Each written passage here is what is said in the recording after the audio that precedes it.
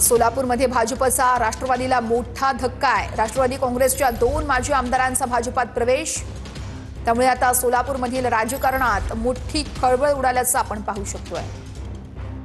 मध्ये एनडीएचं सरकार आहे आणि त्याचबरोबर महाराष्ट्रात आदरणीय देवेंद्रजींच्या नेतृत्वामध्ये महायुतीचं सरकार आहे।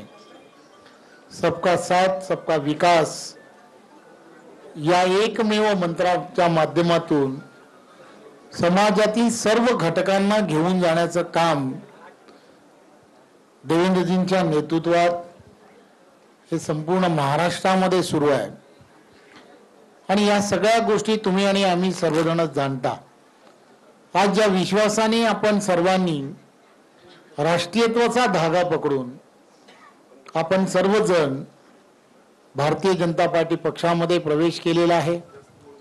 खरं तर तुम्ही भारतीय जनता पार्टीमध्ये प्रवेश करणं हे आम्हा सर्वांसाठी, भारतीय जनता पार्टीसाठी सुद्धा अत्यंत महत्त्वाचं आहे।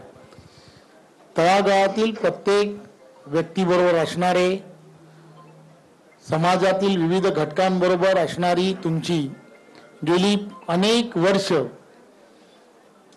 सातत्याने समाज मनाचा आरसा तपासून आपण सर्वजण एवढी मोठ्या जनसमुदाय हा आपल्या बरोबर विचाराबरोबर जोडून ठेवला आहे।